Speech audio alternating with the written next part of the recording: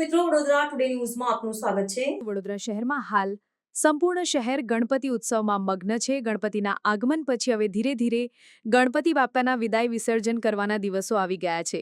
હવે દરેક ગણપતિ મંડળ અને ભાવિક ભક્તો આરાધના પ્રમાણે ગણપતિનું વિસર્જન કરતા હોય છે।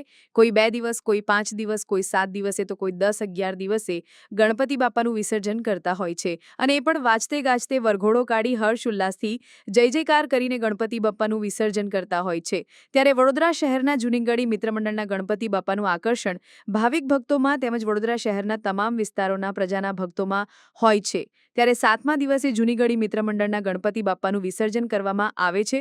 વડોદરા શહેરની તમામ જનતા તેમજ ભક્તો તેમજ નેતાઓ અને પોલીસ પ્રશાસન જૂનીગઢી મિત્રમંડળના ગણપતિ બાપાના વિસર્જનની આતુરતાથી રાહ જોતા હોય છે અને 7મો દિવસ આવતા જ તમામ વડોદરા શહેરની જનતા અને ભાવિક ભક્તો, નેતાઓ અને પોલીસ પ્રશાસન આપમેળે જ જૂનીગઢી મિત્રમંડળના ગણપતિ બાપાના વિસર્જન સમયે અચૂક હાજરી આપતા હોય છે। આજે જૂનીગઢી વિસ્તારના શ્રીજીની પ્રતિમાનું વિસર્જન થવા જઈ રહ્યું છે, જે અનુસંધાને પોલીસ દ્વારા લોકલ બંદોબસ્ત સાથે સાથે બહારથી આવેલા અધિકારીઓ અને 600થી વધુ કર્મચારીઓનો અને પેરામિલિટરી ફોર્સ એટલે કે CAPF સેન્ટ્રલ આર્મ પોલીસ ફોર્સીસનો બંદોબસ્ત લગાવવામાં આવ્યો છે।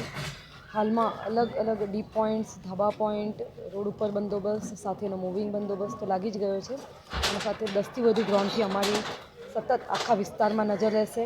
આ ઉપરાંત અંદર જે સંવેદનશીલ વિસ્તારો છે ત્યાં પણ સિનિયર અધિકારીઓ સાથે પોલીસનો અને CAPFનો બંદોબસ્ત લગાવવામાં આવ્યો છે। ખૂબ શાંતિપૂર્ણ રીતના આ શ્રીજીની વિસર્જન યાત્રા હવે થોડા સમયમાં નીકળવા જઈ રહી છે અને તમામ વડોદરા શહેર પોલીસ અને બહારથી આવેલો બંદોબસ્ત એલર્ટ છે। Thank you.